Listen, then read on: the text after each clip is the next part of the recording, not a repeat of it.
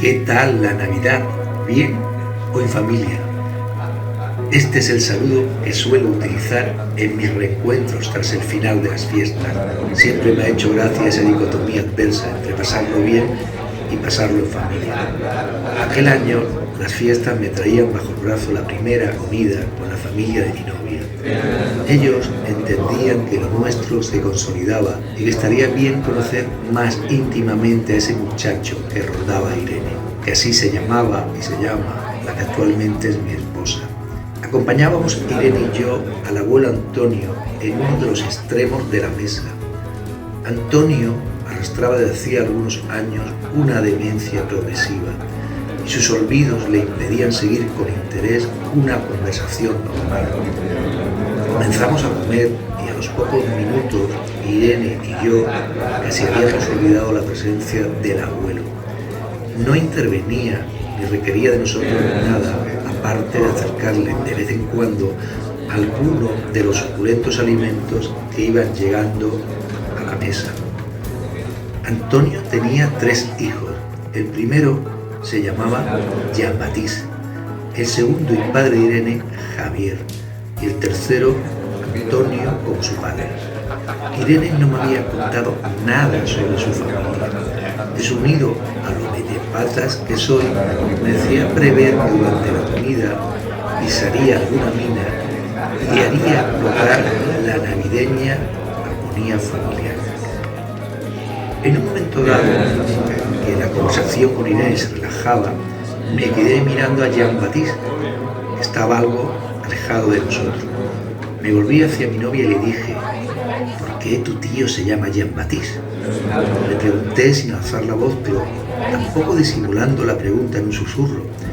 Irene se quedó muda y miró a su abuelo, que al oír Jean-Baptiste dejó de mordisquear un trozo de pan con el que empujaba parte del cochinillo del que estaba dando buena cuenta.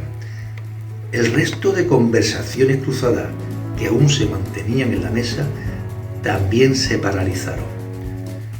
Me dio la impresión de haber hecho una pregunta incómoda, pero la mina estaba pisada y poco podía hacer ya. El abuelo, que desde hacía unos meses confundía u olvidaba nombres, fechas y recuerdos, terminó de tragar y nos contó una historia que entonces me dejó absorto. Ahora me encuentro con los recursos y el ánimo para recrearla. Espero hacerlo sin olvidarme de nada y ser justo con la expectación y el interés que despertó en mí al oírla por primera vez. Chaval, yo tenía 10 años. Empezó a contar Antonio, claro, con voz pausada, como si esta historia la tuviera enhebrada su alma, y ante un auditorio enmudecido. Mi padre y hermanos mayores habían sido hechos prisioneros en el campo de concentración de Albatera. Mi hermana Carmen, que apenas tenía 2 años más, y yo vivíamos los últimos días de la República con amigos de mi padre en Barcelona. Cuando las tropas nacionales entraron en la ciudad, conseguimos llegar hasta Figueres y desde allí intentamos huir a pie por la frontera. Formábamos parte del deambular angustiado y famélico de un grupo de derrotados. Un amasijo de trabajadores, labradores, militares, administrativos, políticos e intelectuales. En esa amalgama de vestimentas de campo, raídos uniformes militares y folclóricos monos políticos sindicales, la chaqueta polvorienta de don Antonio Machado, junto a su sombrero, era la metáfora viva de la República derrotada.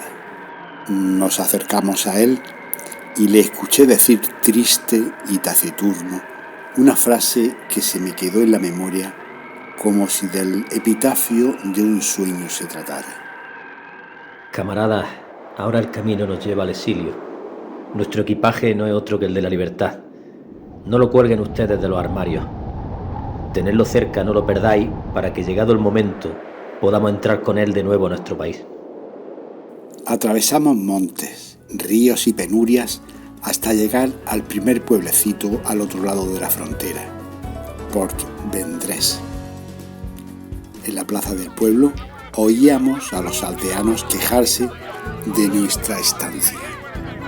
Los españoles son una source d'infección.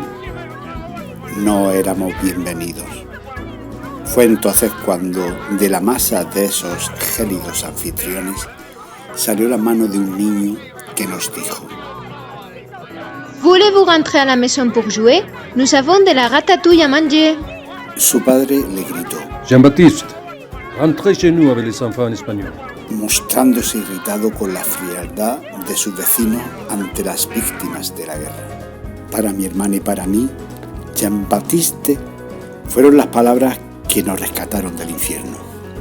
Su familia nos dio refugio incluso en los malos tiempos de la invasión alemana. ¿Te ha quedado claro por qué le puse Jean-Baptiste al primero de mis hijos? Sí, Antonio, le dije. Alguna lágrima cayó por la mejilla de alguno de los parientes de Irene. La comida recobró su ruido y yo entré un poco más en su familia.